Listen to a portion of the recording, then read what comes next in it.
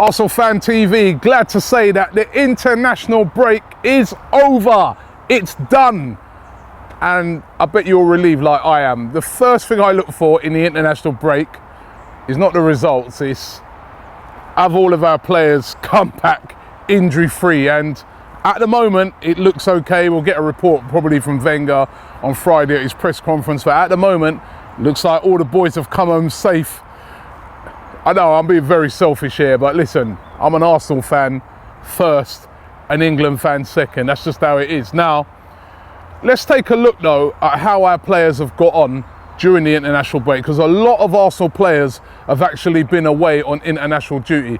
Going to start off first with the German boys. Germany, of course, played a couple of games. Now, of course, the two players playing for Germany from Arsenal now are Mesut Ozil and Mustafi, Shedran Mustafi, both of them in action. Mesut Ozil played in both games. Mustafi also came on as a 70-minute substitute in the game against Northern Ireland. Their results in both of those games were both victories for Germany.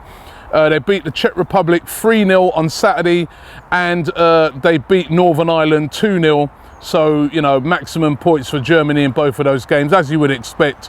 And you know, both of those boys having a fairly decent game. Ozil playing pretty decently in the second game against Northern Ireland.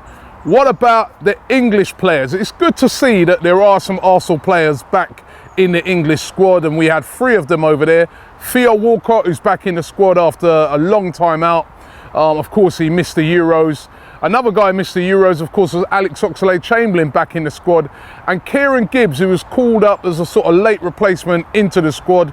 Now, only Theo Walcott figured in the 2 games. Gibbs didn't figure, nor did Oxlade-Chamberlain. I bet Ox was a bit disappointed he didn't get to get onto the pitch. And Kieran Gibbs, as I said, was more caught up as cover. But just good that he's back in the squad. Theo Walcott in the 2 games, how did he get on? Pretty mixed, I'd have to say. I wouldn't say he pulled up any trees in both performances in the game. Of course, England beating Malta 2-0 on Saturday and drawing 0-0 with Slovenia. A horrible performance. At least Theo had a shot in that game, but I've got to say he didn't play very well.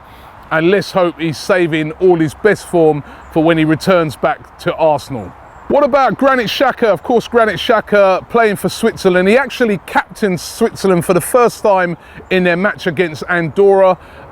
Switzerland, of course, had 2 matches. Again, good times for Switzerland. Had 2 good victories. They beat Hungary on Friday night on October the 7th, 3-2 away to Hungary. That was a good result because remember, Hungary did pretty well in the Euros. And they beat Andorra away from home 2-1. And as I said, Granit Xhaka was a captain in that game, and good to see that Switzerland rate him as captain material and possibly a future captain of Arsenal as well. France, Laurent Koscielny, of course, in the French squad, and Koscielny again had a good time. France doing really well in both of their games. The first game for France, they beat Bulgaria by 4-1, and they also beat the Netherlands 1-0 away on Monday night. Of course, Laurent Koscielny playing in both of those games and playing very well as well. Very well defensively in both of those games, Laurent Koscielny putting a very good display. So well done to Laurent Koscielny. Really seemed to be established himself as a real regular in the team. Hector Bellerin, he was on display for the under-21s, the Spanish under-21s. He played a couple of games as well, Hector Bellerin.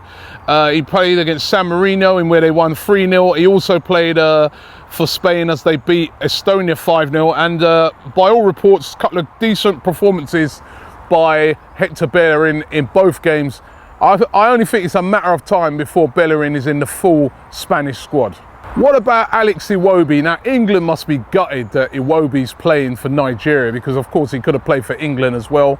But Alex Iwobi did really, really well as well. Scored his first goal for Nigeria as they beat Zambia 2-1 away from home.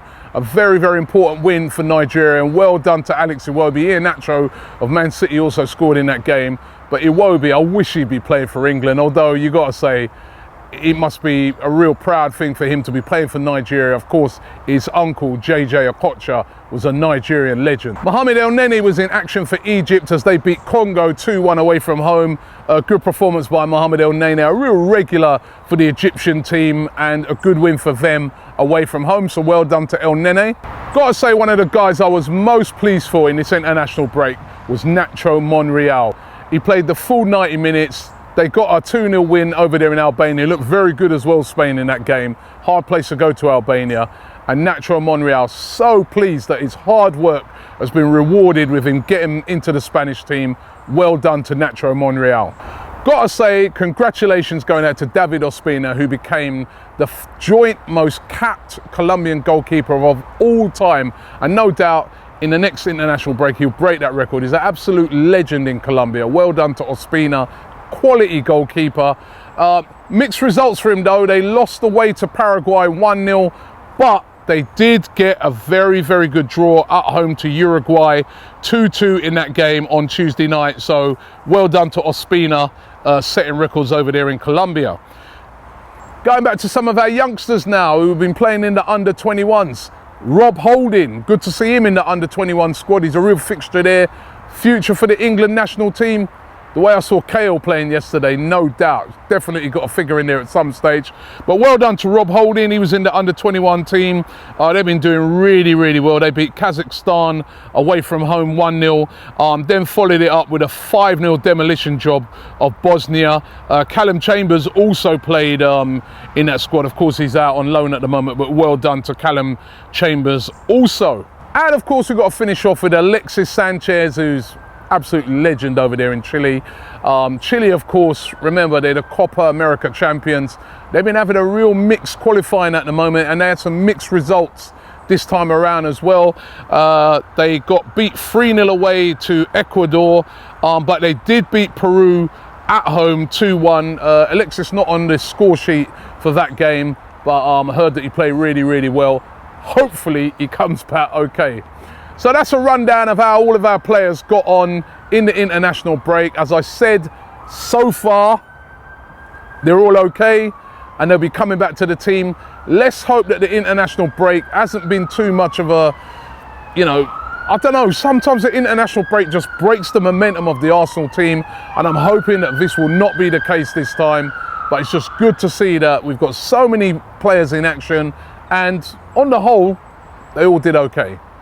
Thanks for watching ArsenalFanTV. Don't forget to subscribe, and don't forget, it's back. The Premier League this weekend, Arsenal versus Swansea. We've got a brilliant review coming up featuring DT and Troops. Make sure you check it out. But just glad that the international break is over. I think my defence is very solid. I got all the Wearall. I got to put him in. I can't lie. Tottenham player. What are you doing? Nah, I have to. You have to be A Tottenham player. Do you know where you are? I want to win, yeah. And for me, do you know where you are? of course.